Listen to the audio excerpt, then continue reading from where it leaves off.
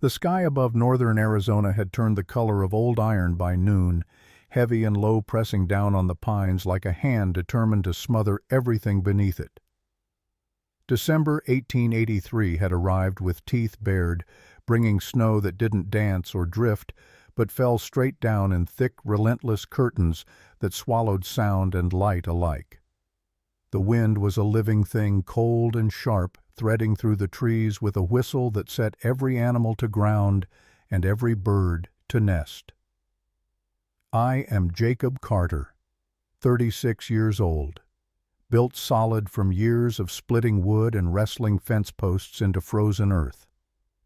My hands bear the scars of a man who has learned to survive alone, calluses layered thick as boot leather knuckles, permanently swollen from winter cold and summer heat.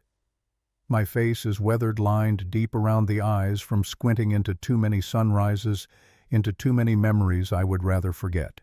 I had been out since first light that morning, working the fence line on the eastern boundary of my land, 160 acres, claimed under the Homestead Act back in 1875, the same year I buried my wife Martha and my son Daniel in the hard ground behind the cabin. The same year the world lost all its color and became nothing but shades of gray. 8 years I have lived here, since 8 years of deliberate isolation, 8 years of building walls not just from timber, but from silence and distance. The fence post I was securing had split in the last storm, the wood cracked clean through like a bone snapped by something too strong to resist. I drove a new post, deep, the sledgehammer ringing out in the cold air with each strike, my breath coming out in clouds that hung for a moment before being torn away by the wind. The temperature had been dropping all morning. My fingers, even wrapped in leather gloves stiff with age and dried sweat, were going numb. But I worked steady, methodical, the way I had learned during the war.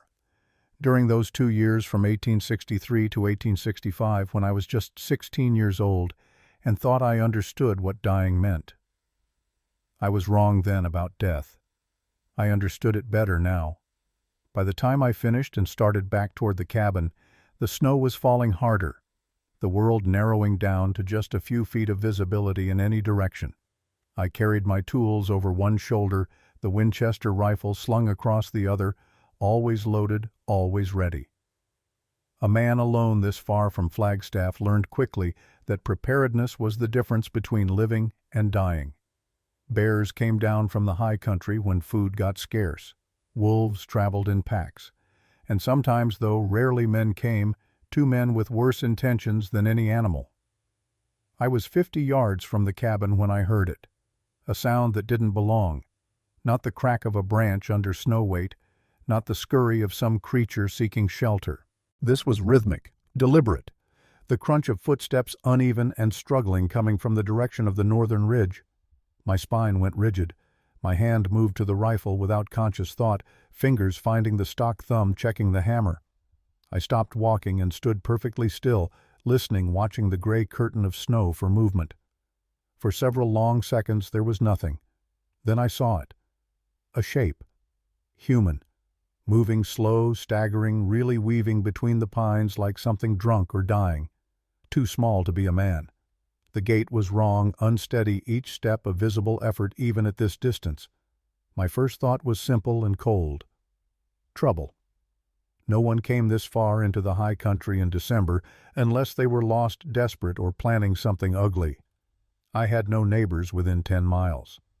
The nearest settlement was Flagstaff, 15 miles south, if the trails were clear, 20 if you had to go around the ridge. Whoever this was, they had no business being here. I raised the rifle slightly, not aiming but ready, and waited. The shape kept coming closer now, resolving into more detail. Not a man, a woman. Apache from the buckskin dress, though it was torn and hanging in tatters, offering no protection against the cold that must be burning through her like fire. Her feet were bare. Bare. In snow that was already knee-deep and still falling. She stumbled, went down to her knees, then pushed herself back up with hands that sank deep into the white. Her face was turned down, hidden by long black hair that hung loose and already thick with snow. She took 3 more steps, then fell again, this time staying down longer, her body swaying like she might just pitch forward and never rise. I stood there, rifle in hand, and felt the old war instinct kick in. The calculation, the assessment. Apache woman alone in white territory in the middle of winter, barefoot and clearly dying. It didn't add up. My mind went through the possibilities fast. A trap, a lure. There could be warriors hidden in the trees waiting for some fool to drop his guard and run out to help. I had heard stories about such things, though I had never seen it myself. But even as I thought it, I knew it was wrong. I scanned the tree line, the rocks, the shadows between the pines. Nothing moved. No sound but the wind and the soft hiss of falling snow. And the woman, she wasn't acting. No one could fake the way she was moving, that desperate, failing struggle against cold and exhaustion and the simple weight of her own body. She made it another 10 yards before collapsing completely face down in the snow, arms splayed out like she was trying to embrace the earth itself. I waited another 30 seconds. Still nothing. No movement in the trees. No sound of horses or men. Just the snow and the cold, and a woman dying not 20 feet from my front steps. I thought about walking away. Thought about going inside, closing the door, feeding the fire, and letting nature take its course. She would be dead by morning, buried under the snow, and no one would ever know she had been here. No risk to me. No violation of the Arizona Territory Removal Act of 1863, which made it illegal to harbor or aid any Apache not confined to a reservation. No complication. But I didn't walk away. Instead, I moved forward, rifle still ready, closing the distance in quick, careful steps. When I reached her, I knelt down and touched her shoulder. She flinched a tiny movement and turned her head just enough to look at me with eyes that were dark and huge and filled with something beyond fear, beyond hope even. She looked at me like a person who had already accepted death and was only mildly surprised to find another human being present at the end. Her lips moved, a whisper barely audible over the wind. "Please." Then, after a pause, another word. "Stay." Her hand lifted slightly from the snow, trembling, reaching toward me in a gesture that was less plea and more simple human connection. The instinct to touch another living thing before the cold took everything. I looked down at her. Skin the color of earth wind, chapped and drawn tight over sharp cheekbones. Lips cracked and bleeding. Fingers red and swollen, the early stages of frostbite already setting in. Her feet were worse, the skin pale and waxy, toes curled under like she was trying to protect them from cold that had already won. I made my decision, not because I was good, not because I was noble, but because Daniel's face still haunted my dreams and I refused to add another ghost to the collection. I had the means to prevent this death. That was enough reason. I set the rifle down, hooked one arm under her knees and the other behind her back, and lifted. She weighed almost nothing, light as a child, her body cold even through my coat. She didn't resist, didn't speak. Just let her head fall against my shoulder, her breath shallow and quick against my neck. I carried her to the cabin, kicked the door open with my boot, and stepped inside. The warmth hit us immediately, the fire I had built before leaving that morning still burning strong in the stone hearth. The cabin was simple. One main room with a sleeping area partitioned off by a hanging blanket, a table and 2 chairs, shelves along one wall holding tools and supplies, the fireplace dominating the opposite wall with a cook stove beside it. Everything I owned fit in this space, everything I needed. I laid her down on the floor near the fire on the thick bearskin rug I had cured myself 3 years back. Her eyes fluttered open, unfocused, then closed again. I moved quickly, efficiently, the way I had learned to move in field hospitals during the war, when speed meant the difference between saving a man or losing him. First, her feet. I filled a basin with water from the kettle, testing the temperature with my hand. 98 degrees. Not hot. Too hot would damage tissue that was already compromised. I eased her feet into the water, watching her face for reaction. She gasped a small sound of pain but didn't pull away. I wrapped a blanket around her shoulders, tucking it tight, then moved to check her hands. Swollen red, but not black. Not yet. There was still time. I poured hot broth from the pot on the stove beef and barley I had made 2 days before, added a spoonful of honey, a pinch of salt, knelt beside her, and lifted her head, bringing the cup to her lips. "Drink," I said. "Slow." She drank. Small sips, each one an effort, her throat working visibly. When she had taken half the cup, I set it aside and moved back to tend the fire, adding another log, adjusting the damper to let more heat into the room. The temperature inside was rising, but she was still shivering, her whole body shaking with tremors she couldn't control. I didn't ask her name, didn't ask where she came from or why she was here. Those questions could wait. For now, survival was the only thing that mattered. Night came early the way it always did in December, the world outside the cabin windows going dark by 4 in the afternoon. I lit the oil lamps, their warm glow pushing back the shadows. The woman slept, or something like sleep, her breathing steadier now, the shivering reduced to occasional tremors. I sat at the table and ate my own meal, cold beans and bread, watching her, thinking. She was Apache. That much was certain. Which meant her presence here was a violation of territorial law. The Removal Act was clear. Any Apache found outside designated reservation lands was to be reported to the nearest military authority and returned by force if necessary. Harboring one could result in a fine of $500 or 2 years in prison. For a man like me with no savings and a homestead that was barely breaking, even that fine might as well be a death sentence. But there was something else, something that bothered me more than the legal risk.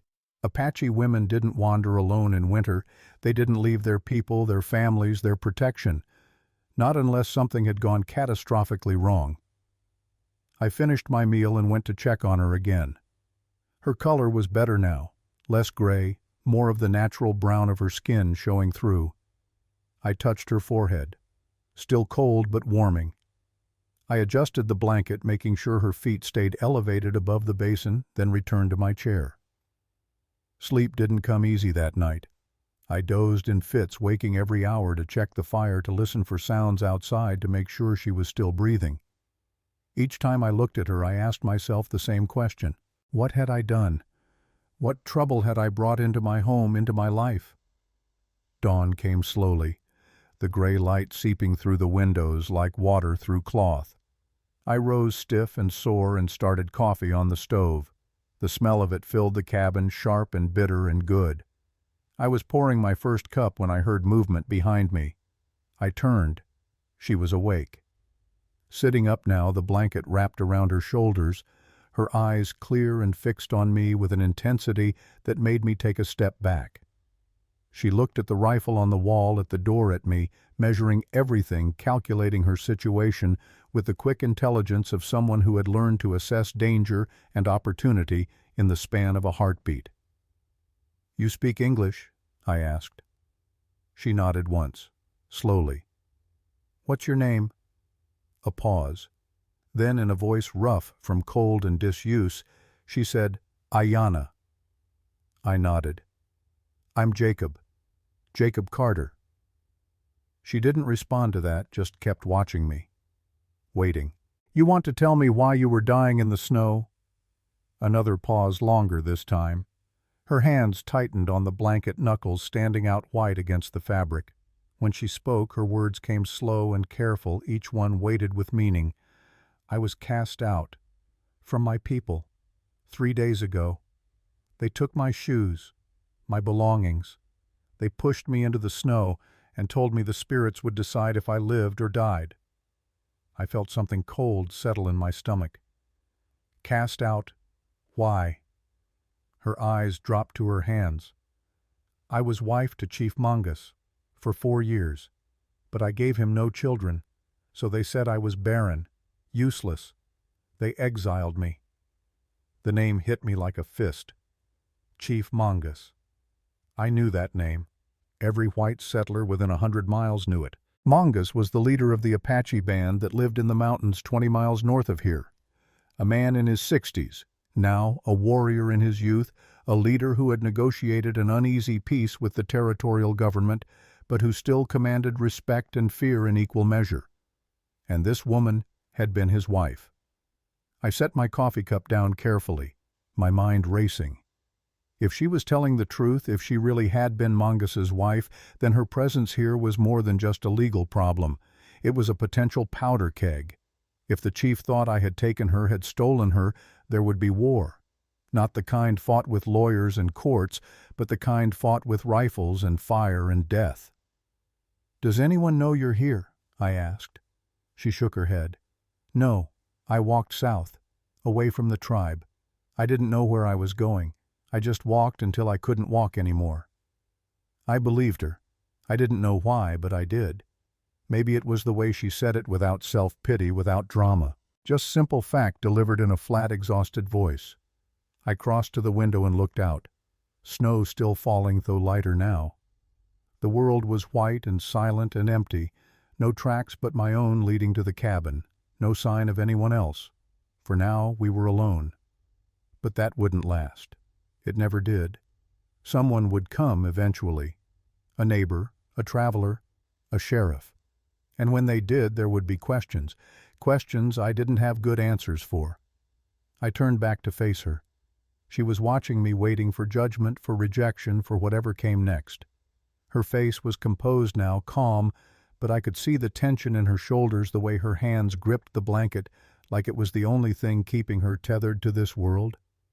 "You can stay," I said, "until the thaw, until you're strong enough to decide what comes next." Something flickered in her eyes. Not relief, not quite, more like surprise, like she hadn't expected kindness, hadn't even considered it a possibility. "Why?" she asked. It was a fair question. I thought about it for a moment, trying to find words for something I didn't fully understand myself. "Because I've seen enough people die," I said finally. "And I'm done watching it happen when I have the power to stop it." She nodded slowly, accepting this. Then she said something that would stay with me for a long time after. "You broke your law to save me." "Yes," I said. "I did." We stood there in the weak morning light, two people who had no reason to trust each other, bound together now by circumstance and choice, and the simple fact that sometimes survival requires taking risks that logic says you should avoid. Outside, the snow continued to fall, covering tracks, burying evidence, giving us a few more days of invisibility before the world came looking. And it would come looking. I knew that. Trouble always found a way. But for now, for this moment, we had time. Time to heal. Time to plan. Time to figure out what happened next. When a man who wanted nothing but solitude found himself responsible for a woman who had been left to die by her own people. The fire crackled. The coffee grew cold. And somewhere far to the north, in a camp I couldn't see and didn't want to imagine, a chief was either mourning his wife or celebrating her absence. I would find out which soon enough. The next days passed in a rhythm that was both strange and oddly natural. Ayanna healed slowly, her feet regaining feeling inch by painful inch, the swelling in her fingers subsiding day by day. I watched her move through the cabin with increasing steadiness, no longer needing to grip furniture for balance, no longer wincing with every step. She didn't speak much, and I didn't press her. We existed in a kind of mutual silence, not uncomfortable, just careful, like two animals circling each other, taking measure, establishing boundaries. She helped where she could. I would find things done without asking. Firewood stacked neatly by the hearth. The breakfast dishes washed and drying on the sideboard. My spare shirt, torn at the shoulder from catching on a fence nail, mended with small, precise stitches. She worked quietly, efficiently, moving through the space like someone who understood the value of usefulness, who knew that staying meant earning her place. I taught her things without making it obvious. Showed her where I kept the rifle ammunition, how to load the Winchester if needed, where the emergency supplies were stored. Not because I expected trouble, but because a person alone in this country needed to know how to survive. She absorbed it all with those dark, intelligent eyes, asking few questions, but missing nothing. 2 weeks after I found her, the trouble I had been expecting arrived. It was mid-afternoon, the sun finally breaking through the clouds for the first time in days, turning the snowfield around the cabin into a blinding white expanse. I was outside splitting wood, the axe rising and falling in steady rhythm, when I heard the sound of a horse approaching. I set the axe down and moved toward the cabin, positioning myself where I could see the rider and reach the rifle if needed. The man who emerged from the tree line was George Hendricks. I recognized him immediately, even at a distance. 50 yards out, then 40, his horse picking its way carefully through the drifts. George owned the land adjacent to mine on the western side, 320 acres he had bought outright with money from mining speculation down in Tucson. He was 48 years old, thick around the middle, with a face that had gone soft from too much whiskey and not enough honest work. His eyes were small and close-set, the kind of eyes that were always calculating, always looking for advantage. We were not friends, had never been friends. He had made several offers to buy my land over the years, each one insulting in its presumption that I would sell my home for pennies on the dollar just because a man with money asked. I had refused each time politely at first, then less so. He reined his horse in 10 feet from where I stood. "Jacob," he said, his voice carrying false warmth like a coat that didn't fit right. "Haven't seen you in town lately. Thought I'd ride out, make sure the winter wasn't treating you too hard." "I'm fine," I said, "as you can see." His eyes moved past me to the cabin, lingering on the windows, searching. "That's good, real good. Man gets lonely out here, though, especially in winter. Easy to make mistakes when you're lonely." I felt my jaw tighten. "I don't make mistakes, George." "Course not, course not." He shifted in his saddle, and that's when I saw it. His gaze had sharpened, focused on something over my shoulder. I didn't need to turn around to know what he was looking at. Ayanna had appeared in the doorway wrapped in one of my old coats, her hair tied back, her face half-shadowed. George's expression changed. Just for a moment, surprise flickered across his features, followed by something else. Something calculating and cold. "Well now," he said slowly. "That's interesting. You got yourself some company, Jacob." "Temporary," I said. "She'll be leaving when the weather clears." "She Apache." I didn't answer. George smiled, showing teeth that were yellowed from tobacco. "See, that's the thing. Arizona Territory's got laws about that. Real specific laws. Harboring an Apache not on reservation land, that's a serious offense. $500 fine. Maybe prison time. Depends on the judge." "She was dying," I said flatly. "I didn't let her freeze. That's all." "That's all."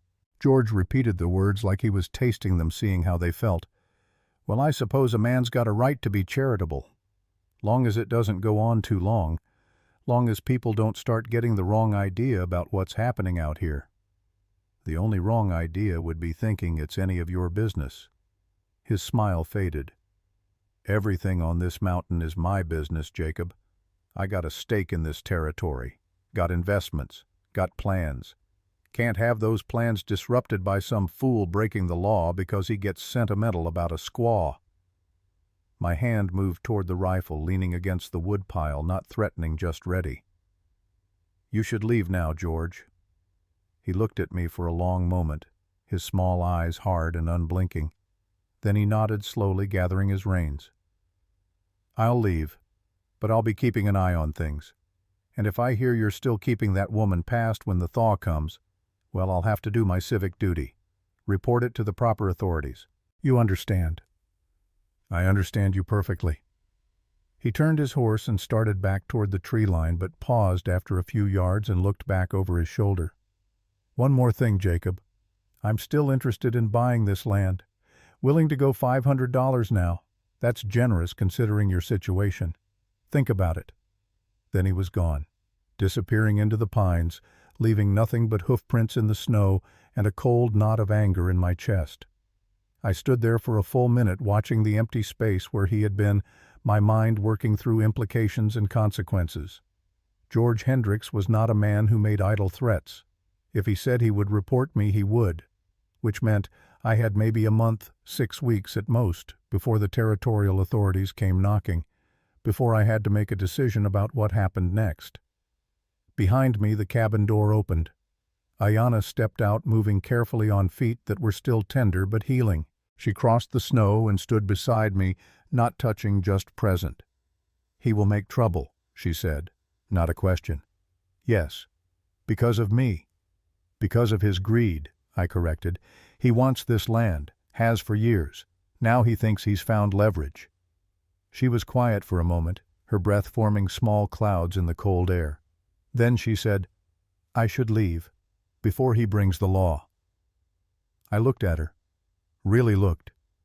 The bruises had faded from her face. The hollowness in her cheeks was filling out. She stood straighter now, stronger, but there was something else in her eyes. Not fear exactly, but a kind of resigned acceptance, like she had learned long ago not to expect the world to be kind. "You leave now, you'll die anyway," I said. "Maybe not from cold, but from something. You got no people, no protection, no legal standing. You'd be prey for every man with bad intentions between here and the border. So what do you suggest?" I thought about it. Really thought not just about survival, but about something beyond it.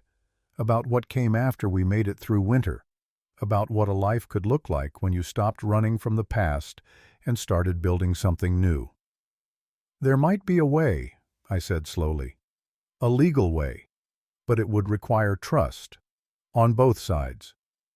"What way?" "I have a friend in Flagstaff, Thomas Whitmore. He's a lawyer. A good one. If anyone can find a loophole in territorial law, it's him. But we'd need to go there, both of us. Make a case." "For what?" "For you staying, legally. Either through refugee status or—" I paused, the next words harder to say than I expected. "Or through marriage. A marriage of legal convenience. Apache marriages aren't recognized by territorial law, which means technically you're single. If you married an American citizen, you'd have a path to citizenship yourself." She stared at me, her face unreadable. "You would do that? Marry a woman you don't know, an Apache woman, just to keep the law away?" "I'm not doing it just for that," I said. And as I said it, I realized it was true. "I'm doing it because in 2 weeks you've shown me more spine than most men I knew in the war. Because you don't complain. Because you work without being asked. Because you deserve a chance at a life that isn't dictated by men who measure your worth by what they can take from you." She turned away, looking out at the white expanse of snow at the mountains beyond. When she spoke, her voice was soft but steady. "In my tribe, a woman's value is determined by children, by service, by silence. I thought your people might be different, but they're not. They just measure worth with different scales." "Some of them," I agreed. "Not all. And the law, for all its faults, can be made to work, if you know how to use it. And if this marriage happened, what would you expect from me?" It was a fair question, and she had every right to ask it. "I would expect you to have your own space, your own choices. The marriage would be legal arrangement, not a cage. When you wanted to leave, if you wanted to leave, we could dissolve it. But while it lasted, you'd have protection, papers, standing." She turned back to me, studying my face with those sharp, assessing eyes. Why would you risk so much for someone you found in the snow?" I thought about Martha, about Daniel, about the 8 years I had spent in this cabin building walls against memory, against feeling, against the possibility of losing anyone else. And I thought about how those walls had become a prison of their own, how isolation that started as protection had turned into something that was slowly killing me in ways that were harder to see than a bullet wound, but just as real. "Because I'm tired of living like I'm already dead," I said. Something changed in her expression then. Not softening exactly, but a kind of recognition, like she understood what I meant because she had been living the same way. Cast out, exiled, left to die not by the cold, but by the simple act of being forgotten, of being deemed worthless. "I will think about it," she said finally. "This is not a small thing you're offering." "No, it's not." She went back inside, leaving me alone with my thoughts, and the cold, and the knowledge that I had just offered to tie my life to a stranger's in ways that could end in disaster or redemption or something in between. That night after supper, We sat by the fire, and I told her more about what such an arrangement would mean, about the legal process, about citizenship, about the fact that even with papers she would face prejudice, suspicion, outright hatred from some quarters. I didn't sugarcoat it. She deserved the truth. She listened without interruption, her face thoughtful in the firelight. When I finished, she said, "You had a wife before?" "Yes." "Tell me about her." I hadn't talked about Martha in years, hadn't even said her name out loud, but something about Ayanna's directness, her lack of pity or false sympathy, made it easier. Her name was Martha. We married young. I was 22, she was 19. Met in Flagstaff when I first came west after the war. She was a teacher's daughter, educated, kind. Too kind for this country, maybe. We had a son, Daniel. He died before his second winter. Fever. Martha followed him a month later. Same fever. I buried them both behind this cabin. You built this place after they died. I started building it before, finished it after. Thought if I just kept working, kept moving, I could outrun the grief. Doesn't work that way, though. Grief follows, makes a home in your chest, sits there waiting. She nodded slowly. I understand this. The sitting grief. What about you? I asked. You said you were married to the chief for 4 years. Was there love in it? Her laugh was short and bitter. Love? No. It was ceremony. Duty. He was 60 years old when he chose me. I was 23, old enough to be his granddaughter. He wanted a young wife to prove his vitality, to give him sons who would carry his name. When no sons came, I became a failure, an embarrassment. But you weren't the failure. She met my eyes. No, I know that now.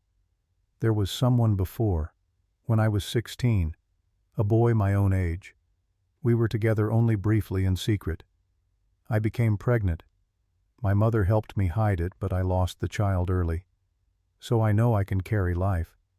The failure was his, not mine. But he could never admit that. So I was cast out instead. I'm sorry. Don't be. It freed me. Even if it nearly killed me, it freed me. We sat in silence after that, the fire crackling, the wind outside picking up again, promising more snow.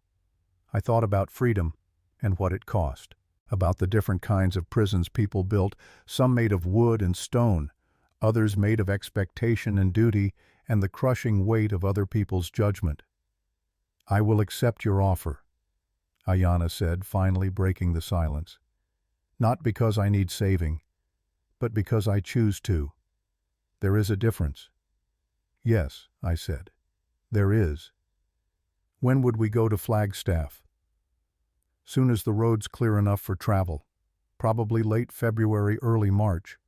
That gives us time to prepare, to get our story straight, to be ready for whatever questions come. She nodded. Then we prepare. Over the next week I taught her more about American law, about territorial government, about the prejudices and loopholes we would need to navigate. She learned quickly, her mind sharp, her questions incisive. In turn, she taught me things too. Apache words, the names of plants that grew in the high country, which were medicinal, which were poisonous. How to track animals by the smallest signs, bent grass, disturbed stones, the faint scent carried on wind. We fell into a routine that was almost comfortable.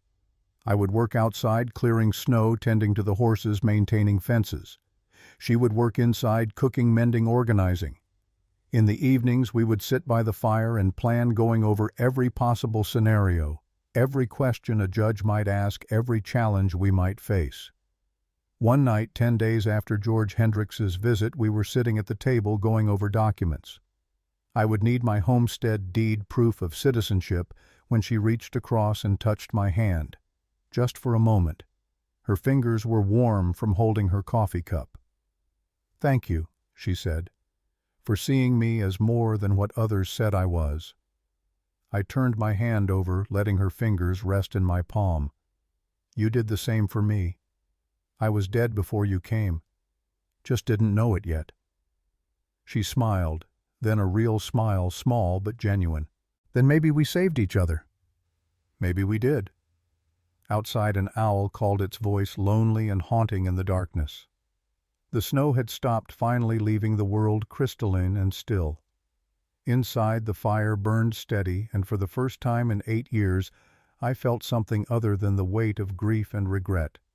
I felt possibility, fragile and uncertain, but real. The next morning brought new snow, and with it a new challenge. I was checking the fence line when I heard it. A crack like thunder, but wrong, too sharp, too close. I turned toward the sound and saw smoke rising from the direction of the barn. Then I smelled it. Kerosene. Sharp and chemical wrong for this place. Someone had set this fire deliberately. My barn was on fire. I ran. The snow grabbed at my boots, slowing me, but I pushed through it, my lungs burning in the cold air. The barn wasn't just storage. It held feed for the horses' tools. I couldn't replace the wagon I would need for the trip to Flagstaff. Losing it meant losing months of work. Maybe the whole homestead if I couldn't recover. By the time I reached it, flames were already climbing the western wall, orange and hungry, feeding on the dry timber. Smoke poured out through gaps in the boards, thick and black. I could hear the horses inside screaming their fear, the sound cutting through everything else like a knife. Ayanna appeared at my side, breathing hard. She had run from the cabin without her coat, her hair whipping in the wind the fire was creating. "The horses," she said. "I know." I grabbed a bucket, filled it with snow, threw it at the base of the flames. Useless. Might as well spit at the sun. But Ayanna was already moving, grabbing another bucket, working alongside me in grim silence.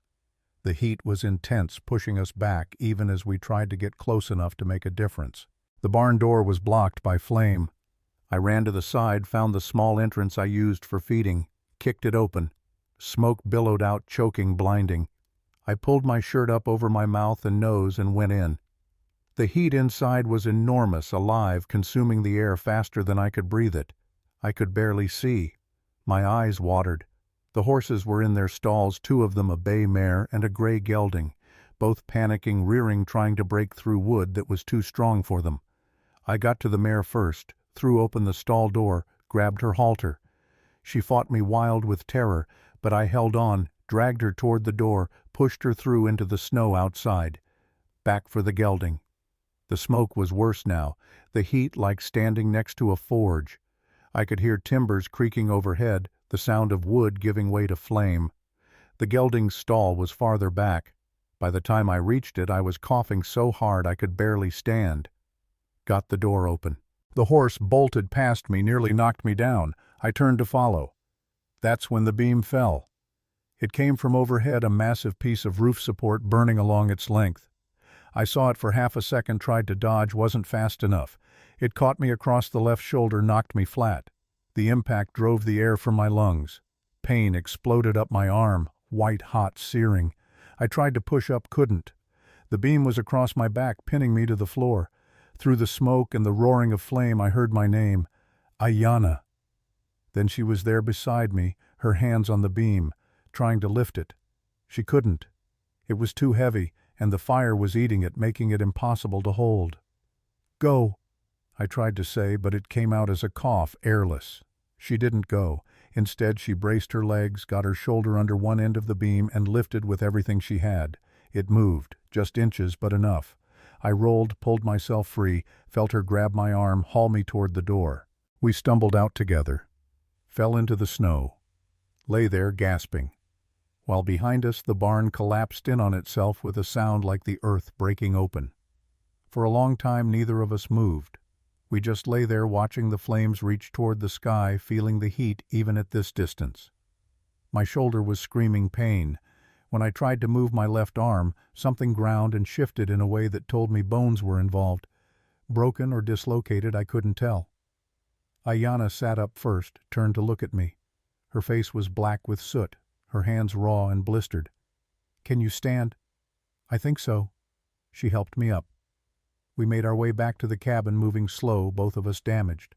Inside, she sat me down by the fire and went to work. Stripped my shirt off, revealing the burn across my shoulder, already blistering the skin, angry and red. She brought water cloth, the jar of salve I kept for minor injuries. Her hands were gentle but certain as she cleaned the wound applied. The medicine wrapped it in clean bandages torn from an old sheet. "You came back for me," I said. "Yes. Could have died. So could you. But we didn't." I looked at her, this woman I had found dying in the snow 3 weeks ago, who had just risked her life to save mine. "That barn didn't catch fire by accident." Her eyes met mine. "No, it didn't. George. Probably. Or someone he hired. Does it matter? It matters to the law. Can you prove it?" I thought about it. Thought about George Hendricks and his threats and his desire for my land. Thought about the timing, how convenient it was that fire broke out just when I was far enough from the barn to not notice immediately. "No, I can't prove it." "Then the law won't help you." She was right. Without proof, it was just suspicion. And suspicion didn't hold up in a territorial court where property owners like George had influence and homesteaders like me had none. "We go to Flagstaff sooner," I said. "End of the week if the roads are passable. We get ahead of this before he can make another move." "Can you travel with that shoulder?" "I'll have to." The next 3 days were spent preparing. I salvaged what I could from the barn ruins. The wagon was destroyed, but some tools survived buried under debris. The horses were fine, shaken but unhurt. I moved them into a makeshift shelter I built using canvas and fence posts. It wouldn't hold through another winter, but it would do for now. Ayanna worked alongside me despite my protests. Her hands were still healing from the burns, but she didn't complain. We moved in a kind of silent partnership, each knowing what needed doing, neither wasting words on things that didn't matter. On the 4th day, a rider came. Not George this time, but Sheriff Bennett from Flagstaff. He was a lean man in his 50s, weathered by sun and experience, with eyes that saw more than most people wanted them to see. He rode up to the cabin mid-morning and sat his horse looking at the burned remains of my barn before turning his attention to me. "Jacob," he said by way of greeting. "Sheriff?" "Had a complaint filed. George Hendricks says you're harboring an Apache woman. Says she's been here near a month now. That true?" I didn't lie. Lying to Bennett would just make things worse. "It's true. She was dying. I brought her inside. Kept her alive through the worst of the cold. She'll be leaving soon. Leaving where she's got no people. No tribe will take her back after being with a white man. You know that. She's going to Flagstaff. With me. We're going to see Thomas Whitmore about making her situation legal." Bennett's eyebrows went up. "Legal how?" "That's between us and the lawyer." He was quiet for a moment, studying me. Then he looked past me to where Ayanna stood in the cabin doorway. "She have a name? Ayanna." "She speak English?" "Yes," Ayanna said, stepping forward. "I speak English. I read it too. I'm not ignorant." Bennett's expression didn't change. "Didn't say you were. But the law's pretty clear on this. You're Apache. You're not on reservation land. That makes you illegal. Makes Jacob here illegal for keeping you." "She was exiled," I said. "Cast out by her tribe. Technically that means she's not part of the tribe anymore. Not subject to reservation requirements." "That's a creative interpretation." "It's the truth." Bennett sighed, the sound of a man who had seen too many complications in a job that was supposed to be simple. "Look, Jacob, I don't care about your personal business. You want to help someone that's between you and your conscience. But George Hendricks is making noise. Says if I don't do something, he's going to the territorial authorities. Maybe even the federal marshal. That happens, it's out of my hands. What do you want me to do?" "What you said you were planning. Get to Flagstaff. Get a lawyer. Make this legal before it becomes a bigger problem. You got maybe 2 weeks before Hendricks forces my hand. After that, I'll have to arrest you. Both of you." 2 weeks, I repeated. "That's generous considering. Don't make me regret it." He turned his horse and left, disappearing back down the trail toward Flagstaff. Ayanna came to stand beside me, her face troubled. 2 weeks, she said. "Can we make it legal in 2 weeks?" "We'll have to." We left 2 days later. I borrowed a wagon from a neighbor 5 miles east, a man named Carson, who owed me a favor from last summer when I helped him bring in his harvest. The roads were barely passable, heavy with snow and ice, but the horses were strong and we moved steady. Ayanna sat beside me on the wagon bench, wrapped in every piece of warm clothing we owned, her face turned away from the wind. It took us 2 days to reach Flagstaff. The town sat at the base of the San Francisco Peaks, a collection of wooden buildings and muddy streets that served as the commercial hub for everyone within 50 miles. It had grown since I had last been here, new businesses springing up along the main thoroughfare, a hotel, a bank, a mercantile that advertised goods from as far away as San Francisco. We drew stares as we rolled into town. A white man and an Apache woman together was uncommon enough to warrant attention. I could feel eyes following us, hear the whispers starting behind hands. Ayanna sat straighter, her chin lifted, refusing to show any discomfort. Thomas Whitmore's office was on the second floor of a building near the courthouse. I tied the horses and we climbed the stairs, my shoulder aching with every step. The door had his name painted on the glass in neat black letters. I knocked once and entered. Thomas was sitting behind his desk reading through a stack of legal documents. He looked up when we entered, his eyes widening slightly when he saw Ayanna. Thomas was 45, thin as a rail, with wire-frame spectacles that were always sliding down his nose. We had known each other since 1875, when he had helped me file the paperwork for my homestead. He was honest in a profession full of liars, and that made him valuable.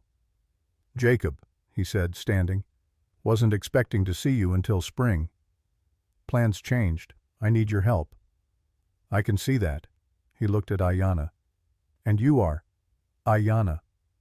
"She was wife to Chief Mongus," I said. "Cast out for being barren. I found her dying in the snow about 4 weeks back. Brought her in.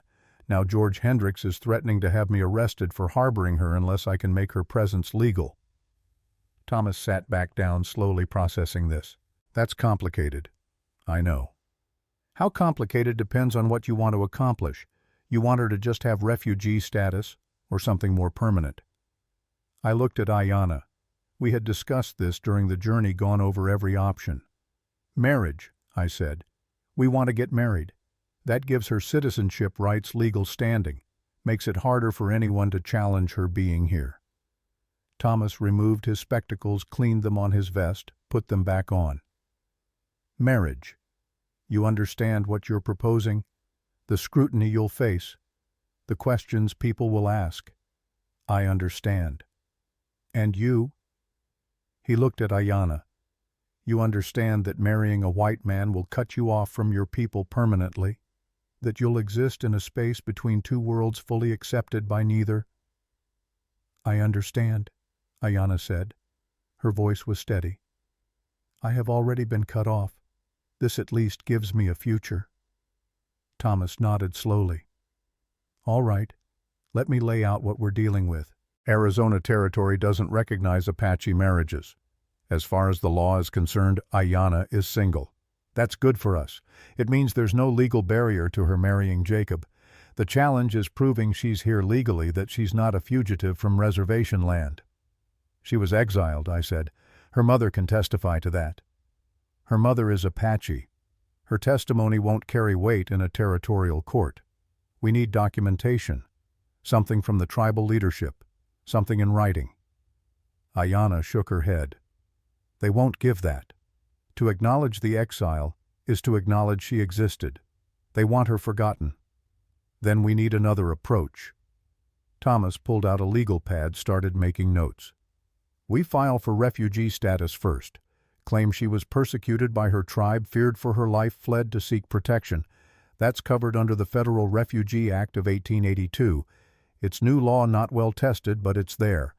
While that's pending, you two get married. Once you're married, she can apply for citizenship through spousal rights. That's a clearer path, more established precedent." "How long does all this take?" "Refugee claim, maybe 3 months for a hearing. Marriage license. We can get that today if the county clerk is in. The wedding itself can happen whenever you want, but I'd recommend doing it soon. The sooner she's your wife legally, the stronger your position." I looked at Ayanna. "What do you think?" I think we do what's necessary. Thomas stood. Then let's go see the county clerk. Get the marriage license filed. I'll start drafting the refugee petition tonight. We'll file it tomorrow morning. We followed him out back down the stairs across the muddy street to the courthouse. The county clerk's office was on the first floor, a small room lined with filing cabinets and smelling of ink and old paper. The clerk was a heavy-set man named Morrison, who looked at us with barely concealed disapproval when Thomas explained what we wanted. "Marriage license," Morrison repeated slowly. "Between you two." "That's right," I said. "You know she's Apache." "I'm aware." "And you still want to marry her?" "I wouldn't be here otherwise." Morrison looked like he wanted to say more, but Thomas cleared his throat. "Mr. Morrison, unless you have a legal objection, I suggest you process the paperwork. Arizona Territory has no law preventing interracial marriage. The license is valid."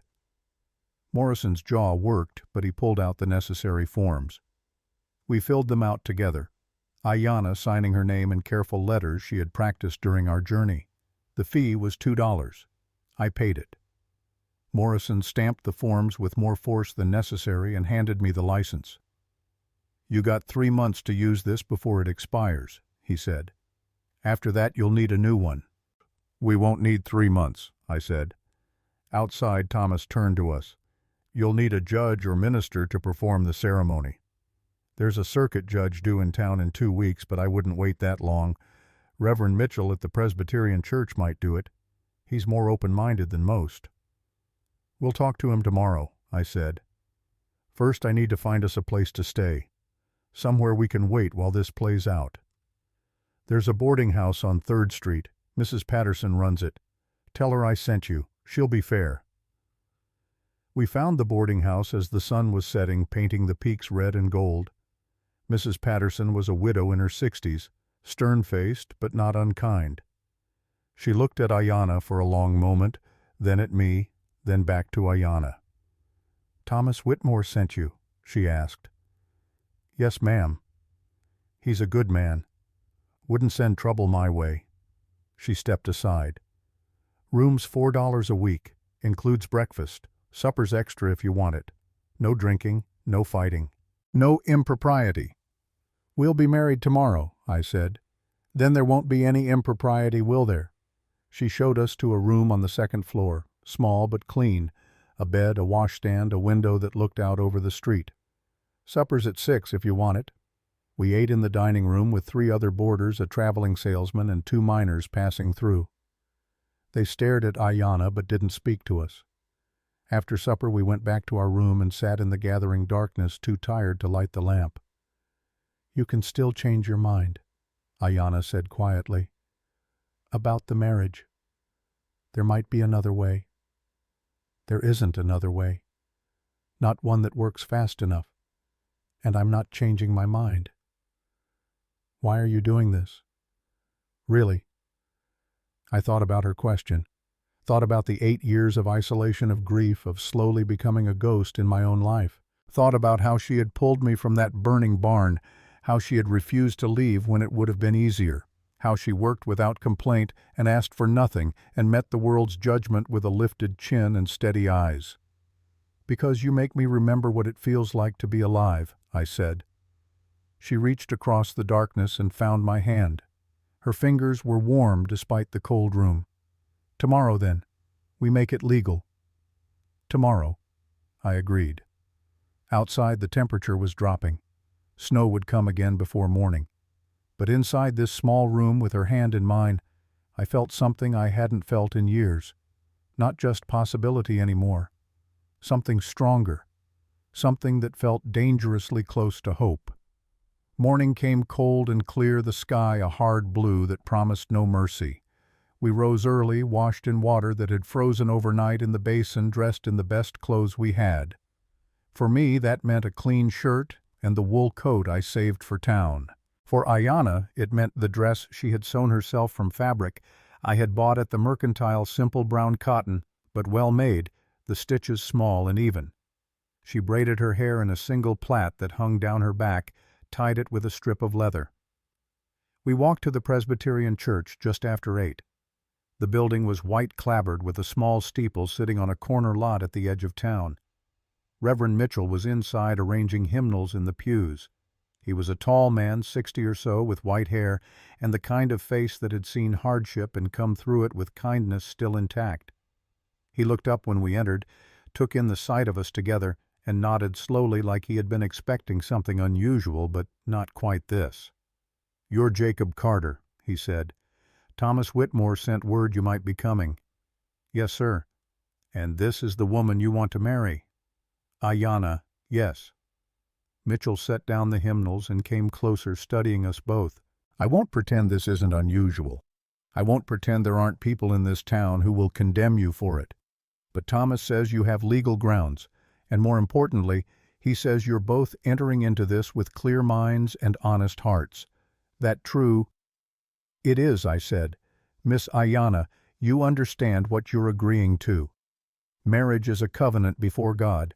It's not something to be entered lightly, especially not for convenience or expedience." Ayanna met his eyes without flinching. "I understand. I also understand that sometimes survival requires making choices that others won't approve of. This is my choice. Made freely." Mitchell nodded. "Then I'll perform the ceremony. But I want you to understand something first. The law may recognize this marriage, God may recognize it. But the people in this territory, many of them won't. You'll face prejudice, hostility. Your children, if you have them, will face worse. Are you prepared for that?" I thought about Martha and Daniel, about the graves behind my cabin, about the 8 years of emptiness that followed. I thought about the barn burning and George Hendricks's greed and the way the world tried to grind down anyone who didn't fit its narrow definitions of acceptable. "I've faced worse," I said. "We both have." "Then let's begin." The ceremony was brief. No guests, no music, no flowers. Just Mitchell reading from his worn Bible the words about love and commitment and cleaving together through hardship. Just us speaking vows that were simple and direct, promising to honor and protect, to stand together against whatever came. Just the exchange of a ring, a plain silver band that had belonged to my mother that I slipped onto Ayanna's finger with hands that shook slightly despite my best efforts. Mitchell pronounced us married, husband and wife, partners in the eyes of the law and God. We signed the certificate. Mitchell signed as witness. And just like that, after 30 minutes, everything changed. We walked back to the boarding house in silence. Ayanna's hand in mine, the marriage certificate folded carefully in my coat pocket. Mrs. Patterson looked up from her knitting when we entered. "It's done then?" "Yes, ma'am." "Well, congratulations, I suppose." She went back to her knitting. "You'll want a double bed now instead of the single. I'll have it moved this afternoon." We spent the rest of that day with Thomas Whitmore going over the refugee petition, making sure every detail was correct, every statement documented as well as we could manage. Thomas was thorough, asking questions that made me uncomfortable, questions about how we met, why I helped her, what our intentions were for the future. But he explained it was necessary that the territorial authorities would ask these same questions and worse, and we needed our answers to be consistent and credible. By evening we were exhausted. We ate supper in silence, went to our room early. The double bed Mrs. Patterson had promised was there, freshly made with clean linens. We stood looking at it for a moment, the awkwardness of the situation settling over us like a blanket. "I can sleep on the floor," I offered. "Don't be foolish. It's cold. We're married now. We can share a bed without impropriety." She said the last word with slight mockery, echoing Mrs. Patterson's warning from the night before. We lay down fully clothed, except for our boots, staying to our respective sides of the mattress. The darkness pressed in. Outside I could hear the sounds of the town horses, passing men's voices, raised in drunken song from one of the saloons, the distant bark of a dog. "Jacob," Ayanna said softly. "Yes." "Do you regret it? The marriage?" "No. Do you?" "No. But I wonder what happens next. After the legal matters are settled, after we can go back to your cabin, what then?" It was a fair question. One I had been avoiding thinking about too directly. Then we figure out how to build a life. Together, whatever that looks like. As partners. Yes, as partners. She was quiet for a moment. Then I felt her hand find mine in the darkness, her fingers lacing through my own. Good. I can work with that. I slept better that night than I had in weeks, her warmth beside me, her steady breathing a comfort in the darkness. When I woke the next morning, she was already up-dressed, standing by the window looking out at the street below. "There's a boy outside," she said. "He's been standing there for 10 minutes, watching our window." I got up, looked out. She was right. A boy, maybe 14 or 15, thin and ragged with dark hair, and a face that looked vaguely familiar in a way I couldn't immediately place. He was staring up at our window like he was working up courage to do something. "You know him?" Ayanna asked. "I'm not sure." We went downstairs. Mrs. Patterson was in the kitchen preparing breakfast. I stepped outside into the cold morning air. The boy saw me coming and straightened his hands, shoved deep in his pockets, his breath coming in nervous clouds. "You're Jacob Carter," he said. Not a question. "I am. Who are you?" Michael Carter. I'm your nephew." The world tilted slightly.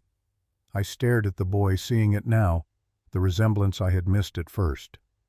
He had my brother Thomas's eyes, the same shape of jaw, the same way of standing with weight shifted slightly to the left.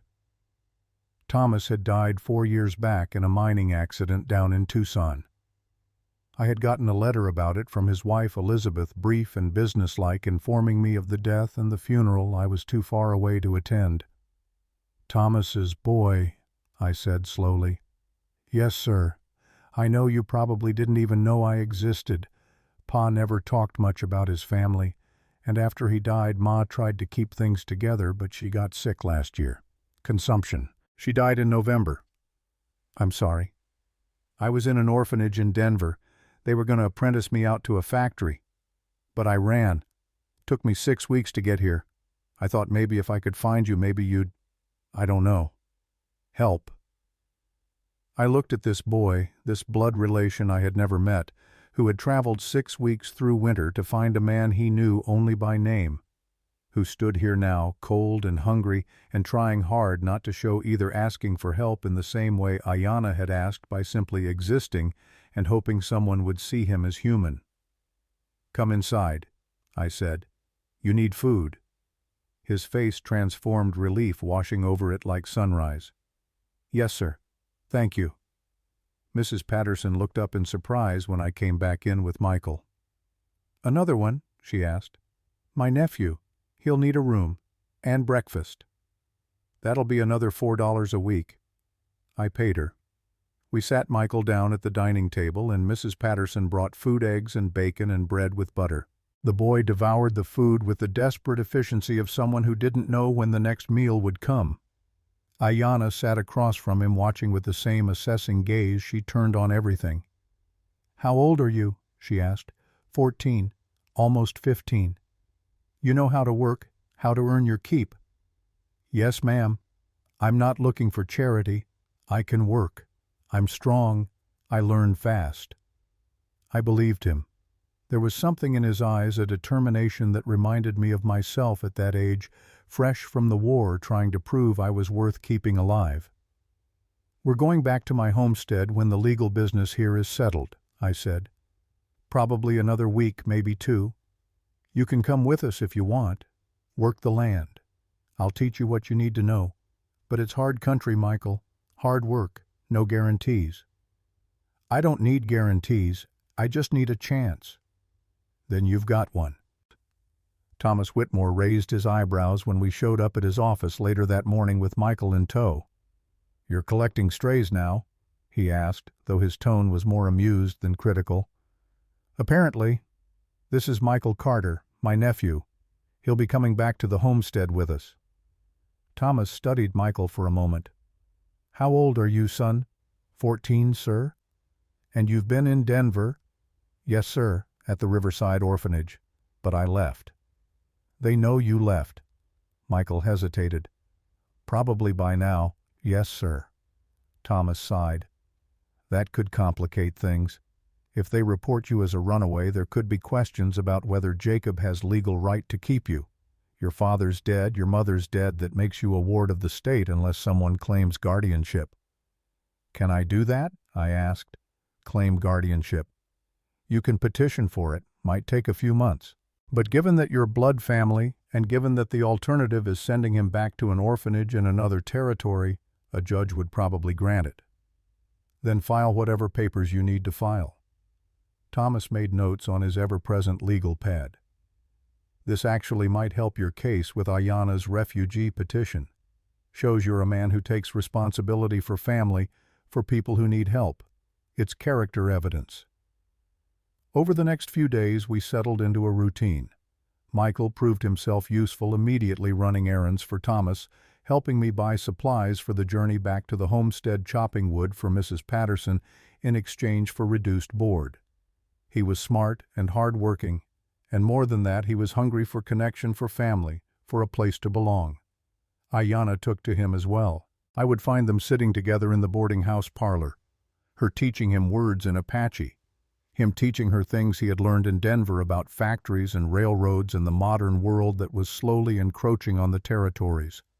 They formed an easy companionship, two people who understood what it meant to be displaced, to have nowhere to belong until someone decided you were worth the trouble. The refugee petition hearing was scheduled for April 15th. Thomas filed all the paperwork, compiled affidavits, prepared arguments. But George Hendricks, it seemed, had not been idle either. Word reached us through Thomas that George had hired his own lawyer, a man named Harrison from Phoenix, known for his aggressive tactics and his success in property disputes. He's going to contest the marriage, Thomas told us over dinner at the boarding house. Claim it's fraudulent, that you only married to circumvent the law.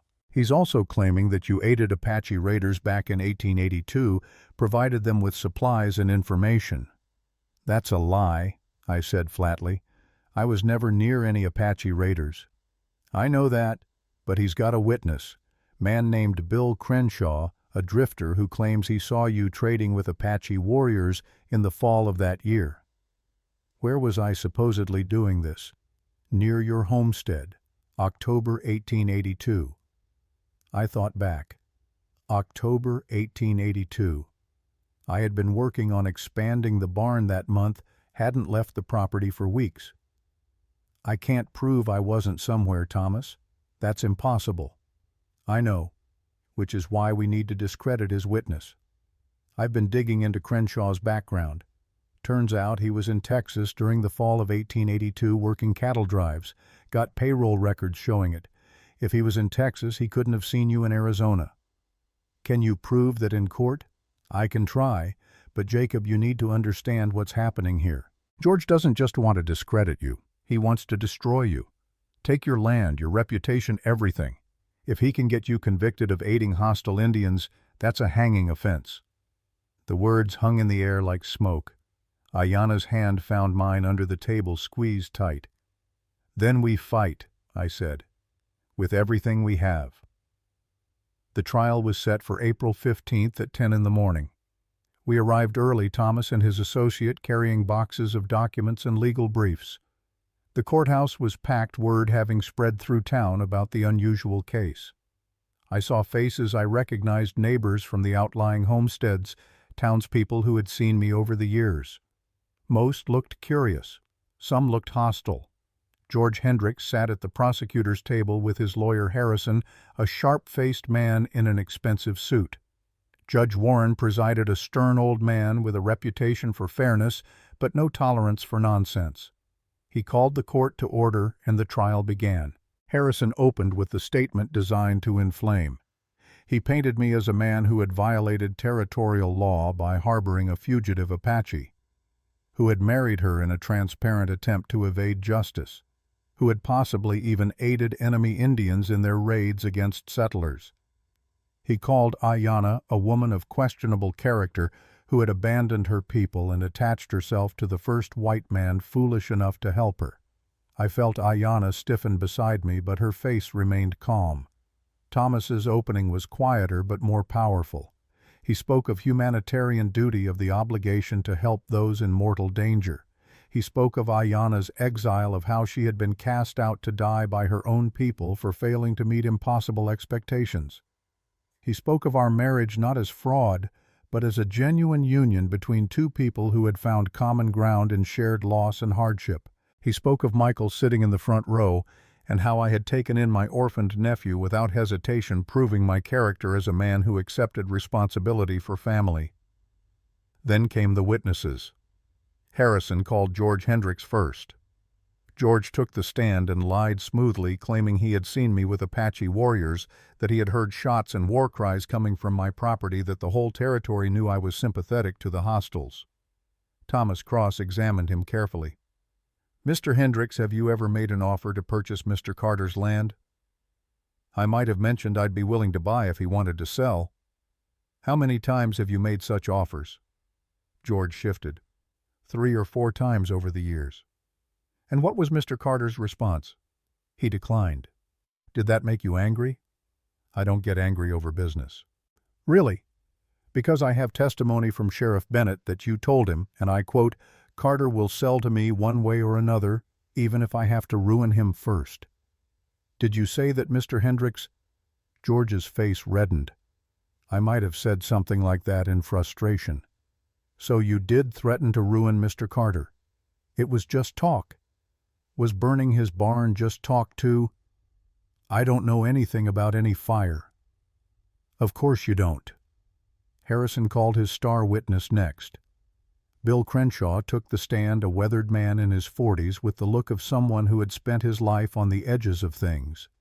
He testified that he had seen me in October 1882 near my property, talking with 3 Apache warriors, handing them what looked like ammunition or supplies. Thomas's cross-examination was surgical.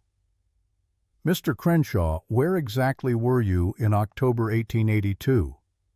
"Arizona Territory, near Flagstaff." "And what were you doing there?" "Passing through, looking for work." "Interesting, because I have payroll records from the Double Bar Ranch in Amarillo, Texas, showing you were employed there from August through November of 1882. Would you like to see them?" Crenshaw's face went pale. "That must be a different Bill Crenshaw." "Really?" "Because the description matches. Height 5'10", brown hair scar on left forearm from a rope burn. That's you, isn't it? Lots of men got rope scars, but not lots of men have the exact same name and description and just happen to be working 2,000 miles away from where they claim to be witnessing a crime." Harrison objected, calling the evidence circumstantial. Judge Warren overruled him. The damage was done.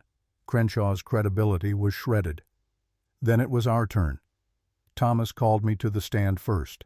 I told the truth, plain and simple, about finding Ayanna dying in the snow, about the choice I made to help her, about the barn fire and George's threats, about why we got married, not to evade the law but to build a life together. Harrison's cross-examination was aggressive. He tried to make it seem like I was a fool, a dupe, maybe even a traitor. But I kept my answers short and honest, and eventually even Judge Warren looked tired of the prosecutor's theatrics. Then Thomas called Ayanna. She walked to the stand with her head high, took the oath, and sat down. Thomas asked her to tell her story. She did in clear English that surprised half the courtroom. She spoke of her marriage to Chief Mangus, of the pressure to produce children of the exile when she failed. She spoke of the cold and the certainty of death. She spoke of seeing my cabin, of making the choice to ask for help, even though it meant putting herself at the mercy of a stranger. Harrison tried to shake her on cross-examination. "Isn't it true that you abandoned your husband?" "No. He cast me out." "Can you prove that—" "My mother was witness. She saw it happen." "Your mother is Apache. Her testimony is worthless in this court." Ayanna's eyes flashed. "Then I cannot prove it to your satisfaction, but I can tell you this. When a man puts his wife out into the snow without shoes or food or shelter in the middle of winter, that is not abandonment on her part. That is murder attempted by him." The courtroom was silent. "And as for my character," Ayanna continued, her voice gaining strength, "I have worked every day since I recovered. I have learned your laws. I have married a good man who sees me as a partner, not a possession. I will become a citizen of this territory, and I will earn that citizenship through honest work and honest living, which is more than can be said for men who hire liars and burn barns and call it justice." Harrison had no response to that. The last witness was Michael. Thomas called him, and the boy walked to the stand, nervous but determined. Thomas asked him simple questions about his father, about his journey from Denver, about what he found when he arrived in Flagstaff. "What did your uncle do when you told him who you were?" Thomas asked. "He took me in. No questions. Just said I could come home with him, learn to work the land, be part of a family." "Did he ask anything in return?" "Just that I work hard and be honest." "And Mrs. Carter, how has she treated you?" Michael looked at Ayanna. "Like family. She's teaching me things. She's kind. Uncle Jacob's lucky to have her." Out of the mouths of children. The simplest testimony, the most devastating. Judge Warren called for closing arguments. Harrison tried to recover, painting us as lawbreakers and conspirators. Thomas countered with the simple truth. We were people trying to survive in a hard country, trying to build something decent from the ashes of loss. The judge deliberated for 2 hours. When he returned, the courtroom was packed to standing room only. "I've heard all the evidence," Warren said, his voice carrying through the room, "and I've made my decision. Mr. Carter acted within moral bounds, even if the strict letter of the law might be questioned. Miss Ayanna, now Mrs. Carter, was in genuine mortal danger. She sought refuge and received it. Their subsequent marriage appears to be genuine, not fraudulent. As for Mr. Hendricks's accusations of aiding hostile Indians, the evidence is not only insufficient, it appears to have been fabricated. Therefore, I find Mr. Carter not guilty of all charges. Furthermore, I am granting Mrs. Carter refugee status and authorizing her petition for citizenship. This case is closed." The gavel came down. For a moment I couldn't breathe. Then Ayanna's hand was in mine, and Michael was whooping from the front row, and Thomas was shaking my hand with a grin that split his face. We had won. Against the odds, against the prejudice, against George Hendricks and his money and his lies, we had won. Outside the courthouse, people crowded around us. Some to congratulate, some just to stare. George Hendricks pushed through the crowd, his face purple with rage. "This isn't over, Carter," he hissed. "I'll find another way." "No," I said quietly. "It is over. And if you come near my property again, near my family again, it won't be the law you answer to. It'll be me." He stared at me for a long moment, then turned and stalked away. That night we celebrated at the boarding house, Mrs. Patterson making a special dinner, Thomas joining us with a bottle of whiskey he had been saving. Michael ate until he was nearly sick. Ayanna smiled, really smiled, for what might have been the first time since I met her. "What now?"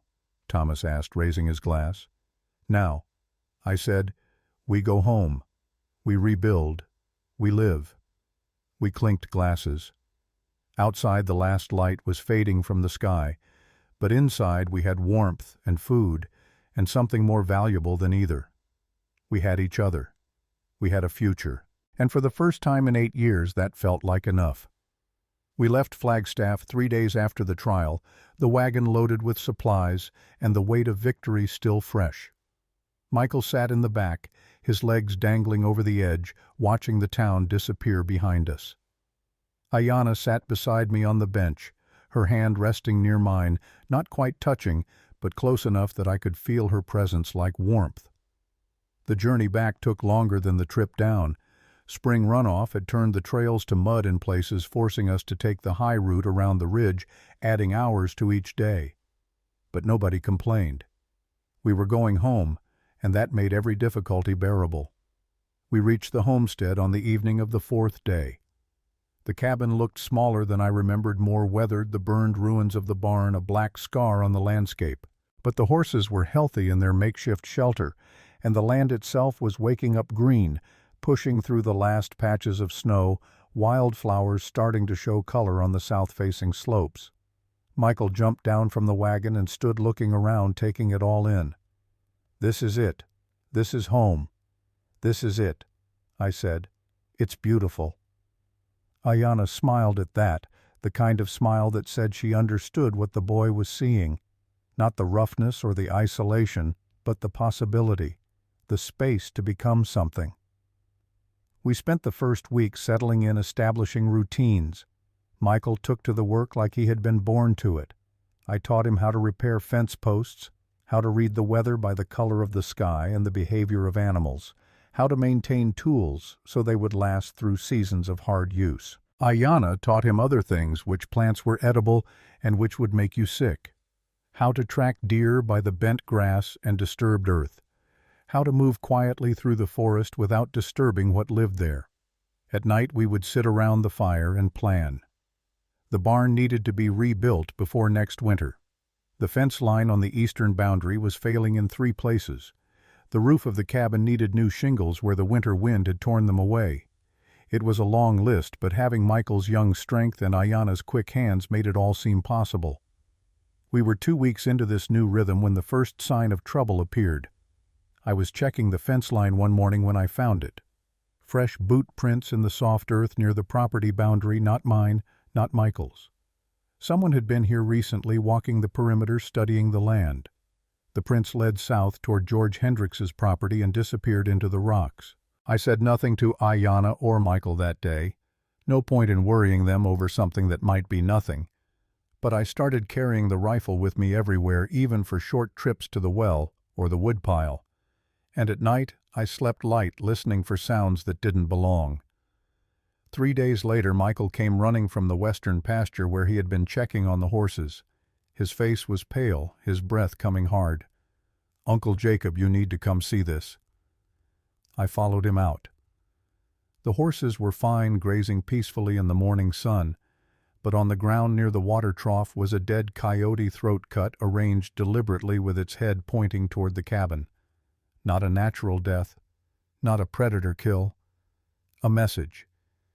"What does it mean?" Michael asked. "It means someone wants us to know they were here, wants us to feel watched." "Mr. Hendricks?" "Probably, or someone working for him." That night I told Ayanna.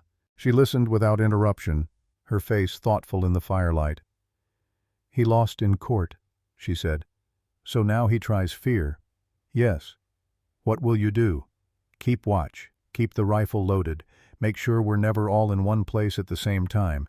If something happens to me, you and Michael take the wagon and go straight to Flagstaff. Find Thomas, he'll help you." "Nothing will happen to you."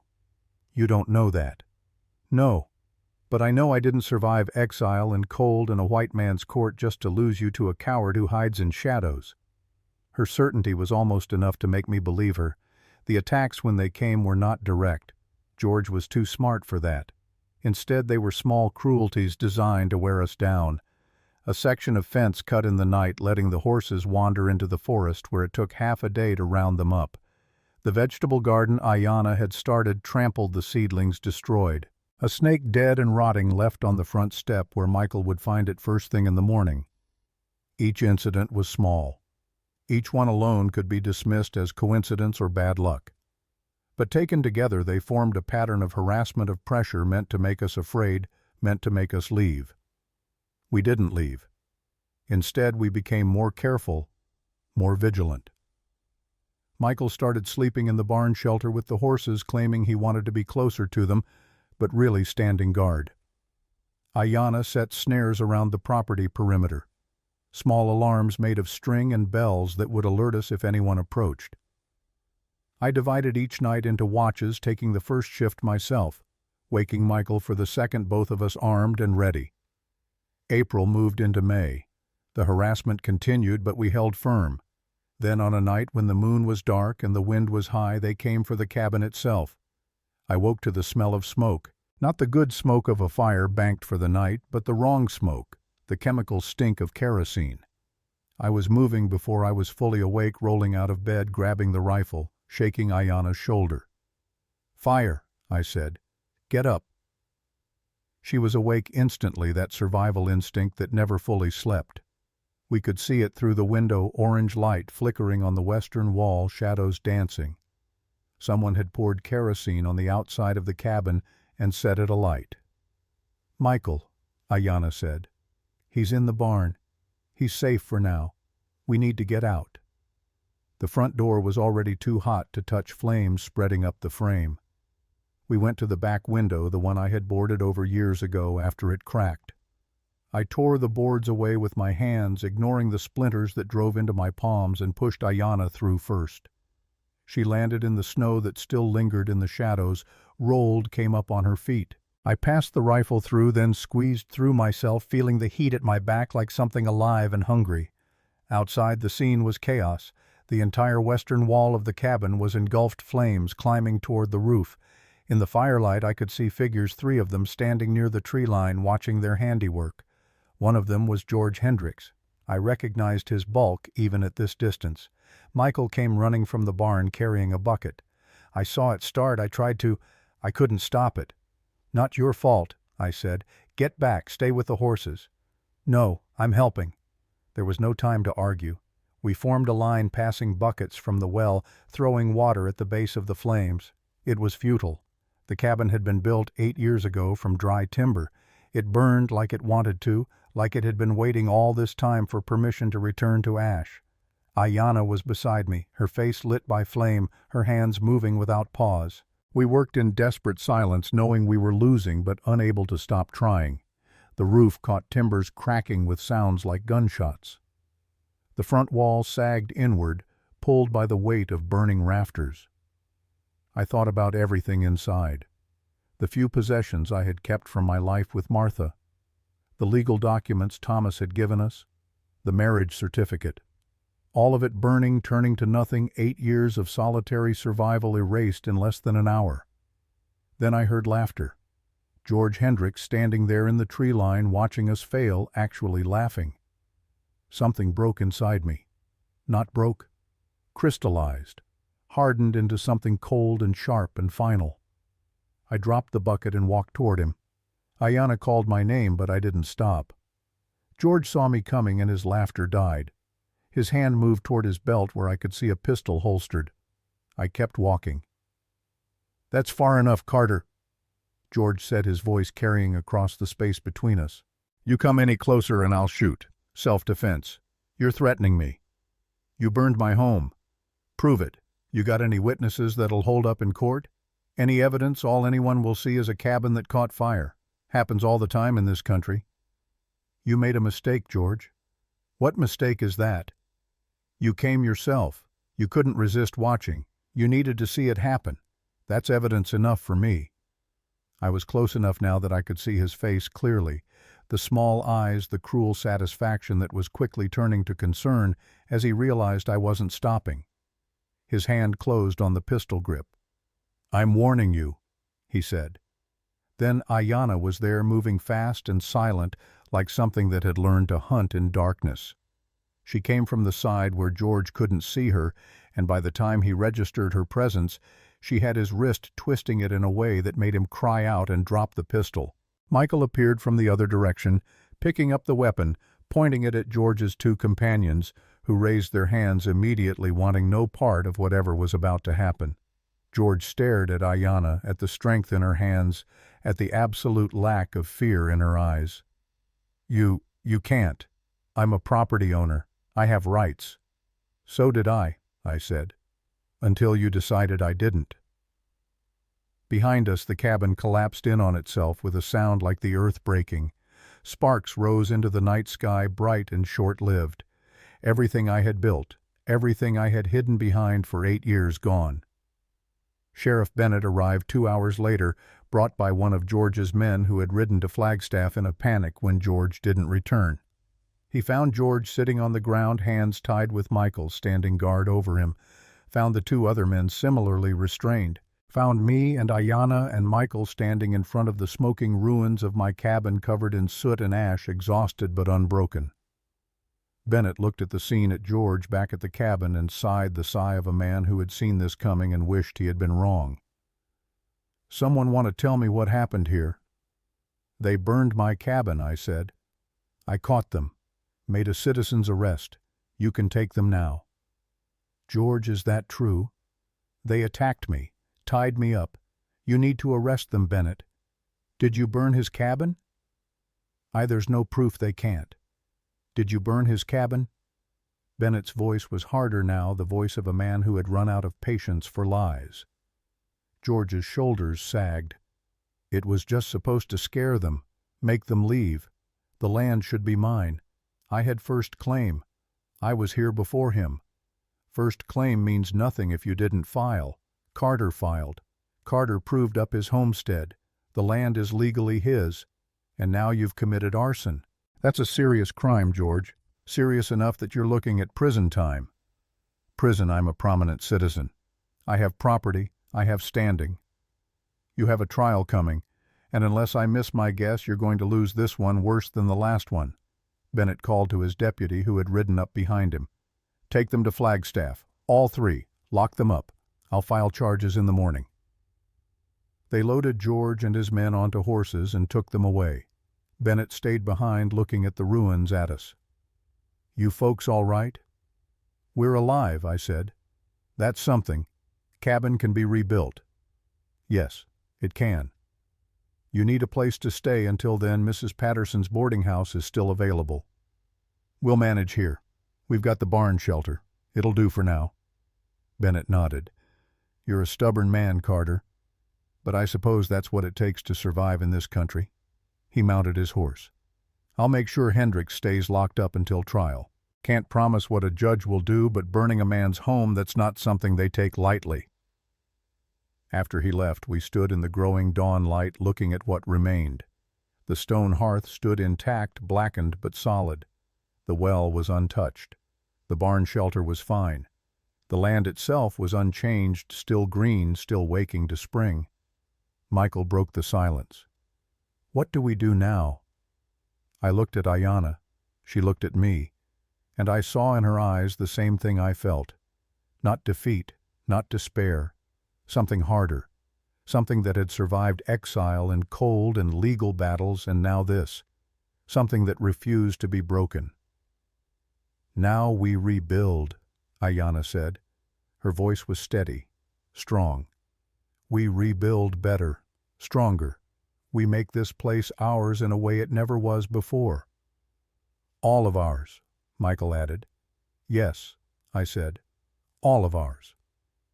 We spent that day salvaging what we could from the ruins, tools that had survived the heat, pieces of metal that could be reused, the stone from the hearth that would become the foundation of the new cabin. It was slow work, hot and dirty, but there was something almost cleansing about it, like we were sifting through the ashes of the past to find what was worth keeping for the future. That night we slept in the barn shelter, all three of us wrapped in the blankets we had saved the horses nearby, providing warmth. Ayanna lay beside me, her hand finding mine in the darkness. I was thinking, she said softly, about names, about what we call this place. It needs a name. Not just Carter's homestead. Something that means what it is now, what it's becoming. What did you have in mind? She was quiet for a moment. Then, 3 pines. For the 3 pines that grow near the well, the ones that survived the fire, the ones that were here before any of us, still standing. I thought about it. 3 pines. Simple. True. A name that acknowledged what had survived. 3 pines, I repeated. I like it. Michael's voice came from the darkness. 3 pines for 3 people, too. You, Aunt Ayanna, and me. We're still standing. Yes, Ayanna said. We are. 2 weeks later, word came from Flagstaff. George Hendricks had been tried for arson and convicted. 5 years in territorial prison. His property was being auctioned to cover legal fees and restitution. Thomas Whitmore sent a letter suggesting we consider buying it, consolidating the land, giving ourselves more room, more security. We talked about it over dinner, dried meat and beans, cooked over an open fire since we had no stove yet. Michael was excited about the possibility of more land, more space for horses and cattle. Ayanna was practical, pointing out that more land meant more work, more responsibility. But also more permanence, she said, more proof that we're not going anywhere, that this is home. I looked around at what we had. the barn shelter that was becoming surprisingly comfortable. The foundation we had already started laying for the new cabin, larger this time with room for Michael to have his own space with a separate room for Ayanna and me. The garden Ayanna was replanting this time with stakes around it to keep out animals and vengeful neighbors. "We buy the land," I said, "not for revenge, but because it's good land, because it gives us a future, because Michael will inherit something worth having. And because it means George Hendricks's greed accomplished nothing," Ayanna added with a small smile. "His attempt to destroy us only made us stronger." That night after Michael had fallen asleep, Ayanna took my hand and placed it on her belly. I felt it immediately, the small swell that hadn't been there before, the subtle change in her shape. "I'm pregnant," she said quietly. The world stopped, started again, became something entirely new in the space of 3 words. "Are you certain?" "Yes. 2 months, maybe closer to 3. I wasn't sure at first, didn't want to say anything until I was." "How do you feel?" "Scared, happy, both at once. This changes everything." "Yes, it does." She turned to face me in the darkness. "Do you want this, a child after everything?" I thought about Daniel, about Martha, about the years of grief and the walls I had built and how Ayanna and Michael had helped me tear those walls down. I thought about the future, uncertain and hard but no longer empty. "Yes," I said, "I want this. I want all of it. The risk, the fear, the hope. I want to build something that lasts beyond us." She kissed me, then soft and sure, and in that moment I understood something I had been too broken to see before. Life didn't end with loss. It just changed shape, became something you had to choose again and again every day in the face of everything the world threw at you. We fell asleep holding each other, the horses breathing steadily nearby, the stars bright and indifferent overhead. Tomorrow we would start rebuilding, but tonight we had this moment, this choice, this fragile, fierce determination to survive not just as individuals, but as something more. A family built not from blood alone, but from the harder stuff of shared struggle and conscious commitment. The ashes of the old cabin cooled in the darkness, and from them slowly something new was already beginning to grow. May turned to June, and the land came fully alive. The high country meadows exploded with wildflowers, yellow and purple and red, spreading across the slopes like paint spilled from heaven. The aspens leafed out, their silver-green shimmer visible for miles. Water ran strong in the creek that cut through the eastern boundary snowmelt from the peaks, turning it into a living artery that would sustain us through summer. We worked from first light until dark building. Michael proved himself invaluable, his young back strong, his hands learning the rhythm of hammer and saw. I taught him the way my father had taught me, showing rather than telling, letting mistakes happen so the lesson would stick. How to read wood grain to know where it would split. How to square a corner so walls would stand true through winter wind. How to measure twice and cut once because lumber was expensive and errors were costly. Ayanna worked alongside us when her body allowed, though, as the weeks passed and her belly grew more prominent. I tried to steer her toward lighter tasks. She resisted at first, stubborn in her independence, but eventually accepted that carrying new life meant choosing battles carefully. She focused on the garden instead, turning the earth that George's men had trampled into rows of vegetables that would feed us through the coming winter. Beans, squash potatoes, carrots. She planted herbs, too, the medicinal ones she knew from her Apache upbringing, sage and yarrow, and plants I had no English names for. By mid-July, the frame of the new cabin stood complete, larger than the old one, with real planning behind it. 2 rooms instead of 1, with space for a growing family. The timber came from our own land, pine logged and milled at our makeshift saw pit, Michael and I working opposite ends of a long blade cutting planks from logs in a rhythm that left us both exhausted by day's end. But it was good exhaustion, the kind that came from building rather than destroying, from adding to the world instead of taking from it. Thomas Whitmore came to visit in late July, riding up from Flagstaff with news and documents. We sat in the shade of the barn shelter while Ayanna brought cool water from the well, her movements slower now, more careful. her hand often resting on the curve of her belly. "George Hendricks is officially in territorial prison," Thomas said, accepting the water with a nod of thanks. "5 years like the judge said. His property went to auction last week. I bought it on your behalf, Jacob. 320 acres for $800. Assessed value was closer to $2,000, but there weren't many bidders willing to touch land owned by a convicted arsonist. $800. I did the math in my head. It was most of what I had saved over 8 years' money I had been keeping for emergencies. But Thomas was right. The land was worth it. "You said bought on my behalf. What does that mean exactly?" "It means the deed is in your name and Ayanna's jointly. When I filed the paperwork, I made sure both of you are listed as owners.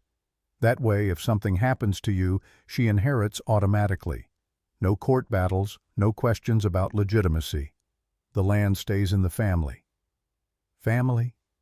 Ayanna repeated softly, like she was tasting the word, finding it strange and sweet at once. "That's what you are," Thomas said, "by law and by any measure that matters. Which brings me to the other news. Your petition for citizenship has been approved, Ayanna. You're officially a citizen of the United States as of last Tuesday." She stared at him. Truly, I have the papers here. You'll need to take an oath, which we can do in front of any judge or magistrate, but the hard part is done. You're no longer a refugee or a ward or anything else.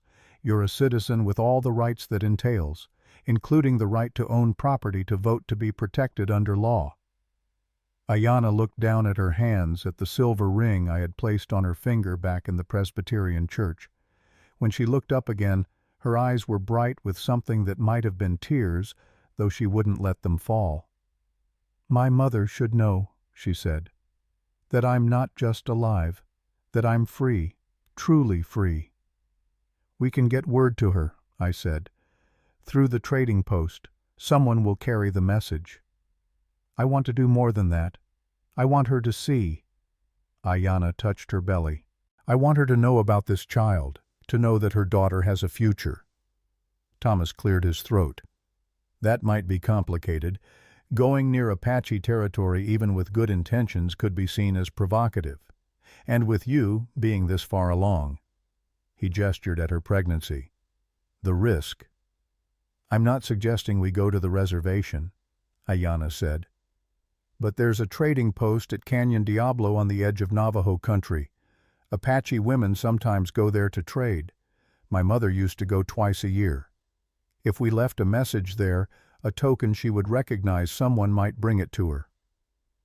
"Canyon Diablo is 40 miles, I said. 3 days' ride on good roads, longer with a wagon." "I can make it. I'm strong, and this is important." I looked at her, at the determination in her face, and knew there was no point in arguing. "Then we go.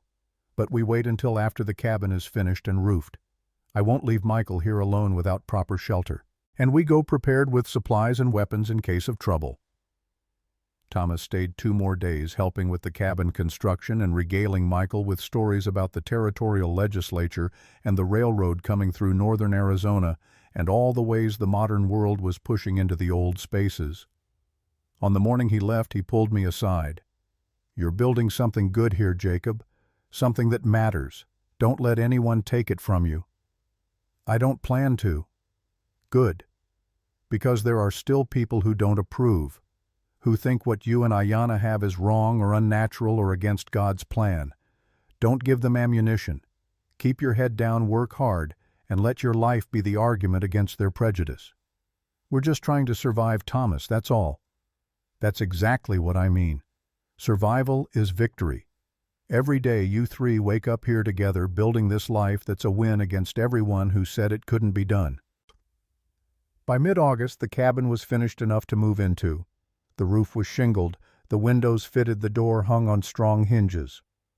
We had no furniture yet except what Michael and I had built, rough a table, 3 chairs, a bed frame that still needed a mattress. But it was shelter, and it was ours, every board chosen and placed by our own hands. The first night we slept inside felt like a turning point. We lay on the bed frame with blankets beneath us, Ayanna between Michael and me, like we were protecting something precious from the world's sharp edges. The baby moved in her belly, a rolling motion visible even through her nightdress. I placed my hand there and felt it kick strong and insistent. "Active," I said. "Always at night. I think this child is going to keep us awake for years." "Good. Means it's healthy." Michael spoke from his corner where he lay on his own rough bed. "Will the baby be a boy or girl?" "We won't know until it arrives," Ayanna said. "What will you name it?" Ayanna and I had talked about this already late at night when the planning of the day was done and there was space for softer conversations. We had chosen names that honored the past while reaching toward the future.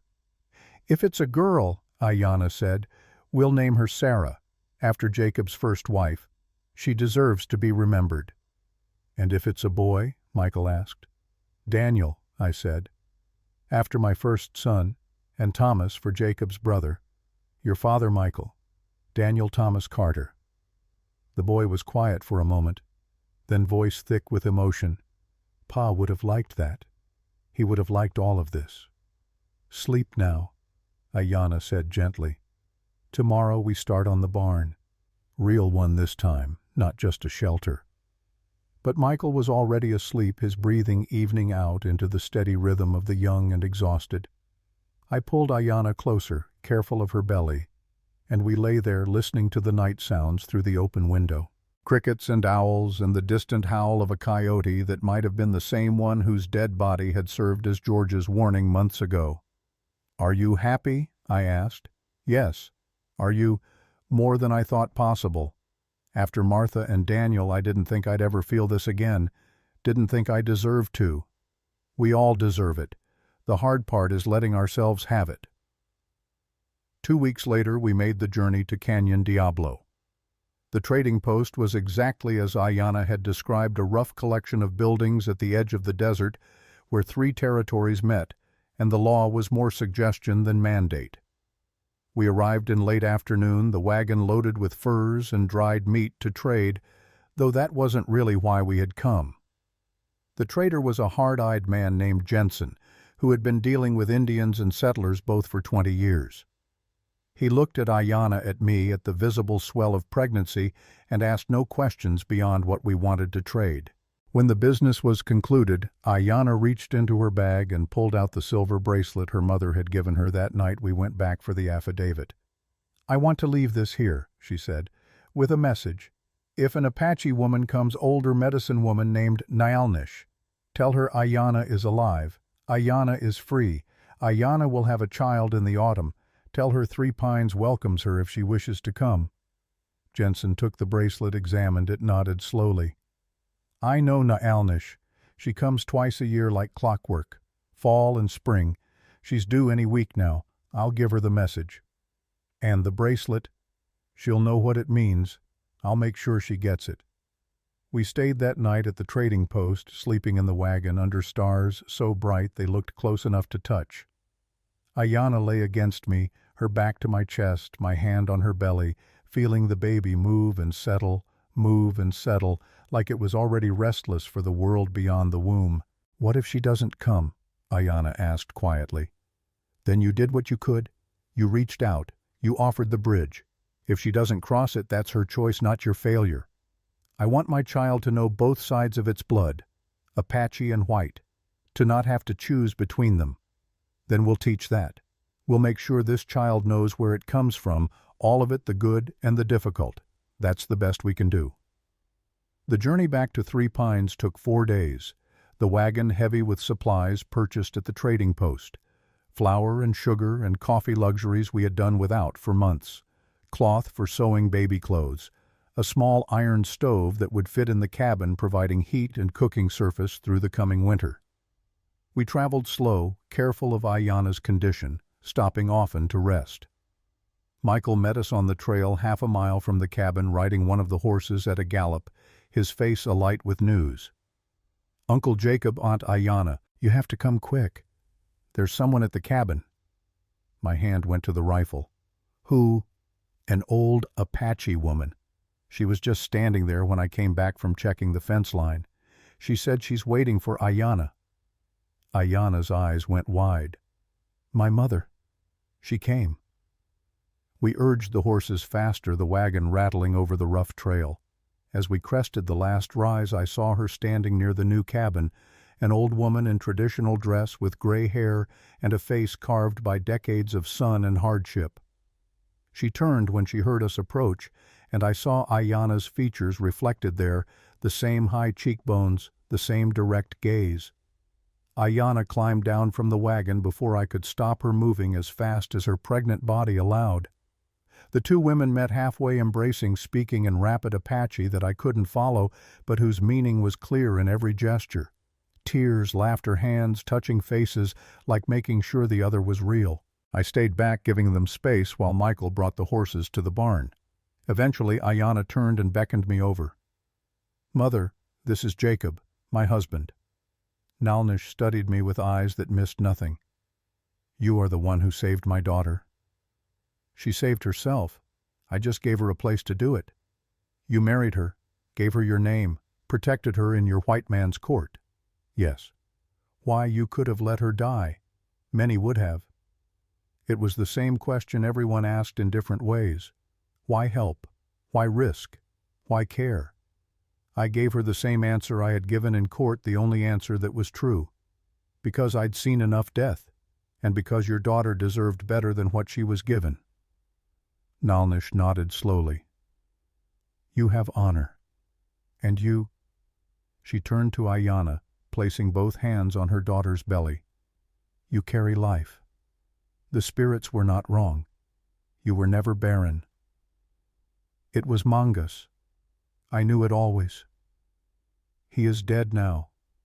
Died 3 weeks ago. Fever. The tribe has new leadership, younger, less rigid. Some wanted to send word to you, ask you to return. I told them you had found a better place. I have, Ayanna said simply. This is home. Nalnish stayed 5 days. She taught Ayanna things about childbirth that her daughter had been too young to learn before marriage. She taught me which plants to gather to ease labor pain, how to prepare a birthing area, what signs to watch for that meant trouble. She taught Michael Apache words and stories, sitting with him by the fire in the evenings, her voice rising and falling in the cadence of oral tradition passed through generations. On the morning she left, she took Ayanna's hands in hers. You have built something strong here, something that will last. Raise your child to know both worlds, daughter. Teach it to walk between them with head high. I will. And if ever you need me, send word through Jensen. I will come. She left as she had arrived, alone, walking into the forest and disappearing like she had never been more than a dream. But the knowledge she had left behind was real, and Ayanna carried it like treasure. September came, and with it the first hints of autumn. The aspens began to turn yellow, creeping into their leaves. The nights grew cold enough for frost. Ayanna's belly was enormous now, the baby sitting low, her movements reduced to a careful waddle that would have been funny if it wasn't also a daily reminder of how close we were to the moment that would change everything. On a night in mid-September, 3 weeks before I expected it, the labor began. Ayanna woke me just after midnight, her hand gripping mine tight. It's time. I had prepared as best I could, following Nalnish's instructions. Water boiling on the stove, clean cloths laid out, the birthing area set up with blankets and pillows. But nothing fully prepares a man for watching someone he loves go through the ordeal of bringing life into the world. Michael I sent to the barn, telling him to stay there until I called him. The boy wanted to help, but this was not something he needed to see. Then it was just Ayanna and me working through each contraction as it came, timing them, breathing through them, waiting. The labor lasted 14 hours. By dawn, Ayanna was exhausted, sweat-soaked, gripping my hand so hard I thought bones might crack. But she never cried out, never complained. She worked with her body, trusting it to do what women's bodies had been doing since the beginning of time. The baby came as the sun broke over the peaks, filling the cabin with light. A girl, small but perfect. She didn't cry at first, and my heart stopped every fear from Daniel's birth rising up like ghosts. But Ayanna, even in her exhaustion, reached for the baby, rubbed her back with practiced hands, and the cry came indignant and strong. "Sarah," Ayanna whispered, holding our daughter against her chest. "Sarah Nalnish Carter." I cleaned them both, wrapped Sarah in soft cloth we had prepared, helped Ayanna into a clean nightdress. Then I went to get Michael. The boy came running, skidding to a stop in the doorway when he saw the tiny bundle in Ayanna's arms. "Is that her? Is that the baby?" "That's your cousin," Ayanna said. "Come meet her." Michael approached slowly, reverently, like Sarah was made of glass. He reached out one finger and she grabbed it with her tiny hand, holding on with surprising strength. "She's so small." "She'll grow," I said.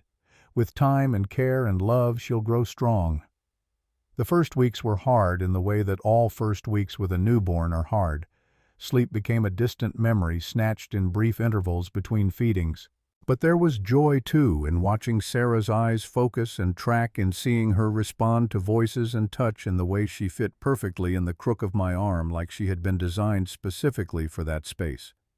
Ayanna healed well, her body recovering with the resilience her mother had promised. By October she was up and moving, working beside me again, though I tried to convince her to rest. Michael appointed himself Sarah's guardian, hovering nearby whenever she slept, running to fetch things, when she cried, learning to hold her with careful, concentrated attention. We were outside one afternoon in late October, Ayanna sitting in the sun nursing Sarah while Michael and I worked on the fence line, when we saw the riders, 3 of them coming up the trail from the south. I reached for the rifle, but Ayanna shook her head. "Wait, look at the lead horse. That's Sheriff Bennett." She was right. Bennett rode up with 2 other men I didn't recognize, their badges marking them as federal marshals. My stomach tightened. We had done everything legally, but the law had a way of finding new reasons to be dissatisfied.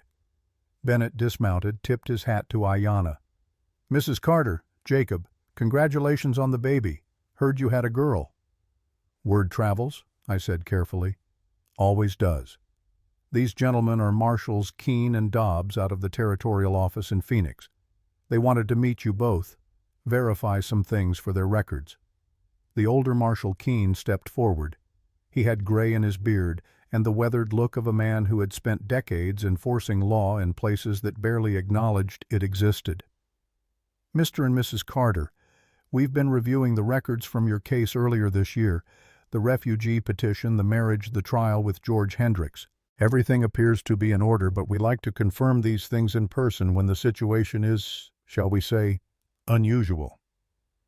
"Unusual how?" I asked. "You know how. White man married to an Apache woman, child born from that union.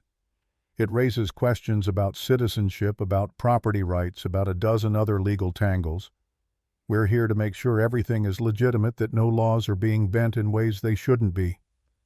Ayanna stood Sarah in her arms and faced the marshals with the same steady gaze she had turned on Judge Warren months before.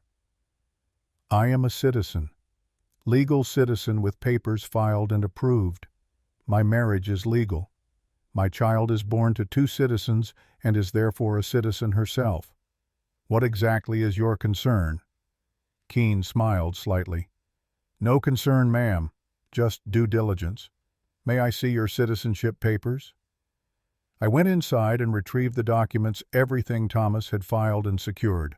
Keene reviewed them carefully, passed them to Dobbs, who did the same. They asked questions. Where had Ayanna been born? Which tribe? When had she been exiled? How had we met? Where was the baby born? All of it recorded in a ledger Dobbs carried. Finally, Keene handed the papers back. "Everything appears legitimate. You've filed correctly, followed proper procedures, established clear legal standing. The child is a citizen by birth, entitled to all protections thereof." He paused. "But I should warn you. There will always be people who question this arrangement, who see it as wrong or dangerous. The law protects you, but it can't protect you from social consequences. You understand that?" "We understand," I said. "We've already lived it." "Good. Then we'll file our report and you won't hear from us again unless something changes." He turned to remount, then paused. "For what it's worth, Mr. Carter, I think you're doing something brave." building a family across lines that most people won't cross. It takes courage. Don't let anyone tell you different." After they left, Ayanna sat back down, Sarah fussing in her arms. "Is it ever going to be easy? Is anyone ever just going to let us be?" "Maybe not in our lifetime," I said. "But we're not doing this for other people's approval. We're doing it for her." I touched Sarah's tiny hand. "So she grows up knowing she belongs, that she has a place, that her existence isn't something to apologize for." Michael, who had been listening quietly, spoke up. "I'll protect her. When she's older and people say mean things, I'll make sure she knows she's not alone." "We all will," Ayanna said. "That's what family does." Winter came early that year, snow falling before November was done. But we were prepared this time. The cabin was tight and warm, the stove burning steady, the larder full of preserved food from summer's bounty. Sarah grew fat and healthy, sleeping more as the weeks passed, her eyes tracking our faces, her mouth forming shapes that weren't quite words, but were getting close. On Christmas Eve, I stood outside looking at the land at the cabin with smoke rising from its chimney at the barn, solid and strong at the fence line that now enclosed not just our original 160 acres, but the 320 we had bought from George's ruin, 480 acres total, enough to support a family, enough to pass down. Michael came out to stand beside me, grown taller in the months since he had arrived, his voice deeper, his shoulders broader. No longer a boy, becoming a man. "Uncle Jacob, can I ask you something?" "Always." "When you're old, when Aunt Ayanna's old, will this place still be here? Will Sarah inherit it? Will I?" I thought about the question. About legacy and what we leave behind. About the choice to build, despite knowing that time erodes everything eventually. "The land will be here," I said, "long after we're gone. Whether it stays in our family depends on whether we teach you and Sarah to care for it, to see it not as property but as responsibility, to understand that ownership means stewardship. You want this place when I'm gone?" "Yes, sir. I want to keep it safe." "Then you will. I'll make sure the papers are drawn up proper. You and Sarah joint heirs, equal shares. That way neither one of you has to face the world alone." We went back inside where Ayanna had laid Sarah in the cradle Michael and I had built the baby, sleeping peaceful and warm.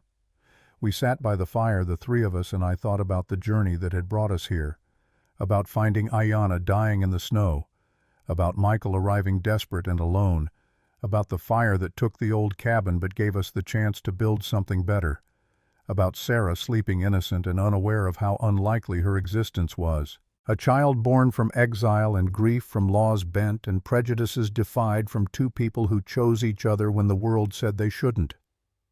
I thought about what I would tell Sarah when she was old enough to ask, about her grandmother who walked between worlds, about her uncle who chose family over blood, about her mother who survived exile and came back stronger. I would tell her that home isn't a place. It's the people who choose to stay. That legacy isn't what you own, but who you raise to carry forward what matters. Outside, the wind rose, driving snow against the windows. Inside, we were warm, fed together. And that was enough. More than enough. It was everything. We had won.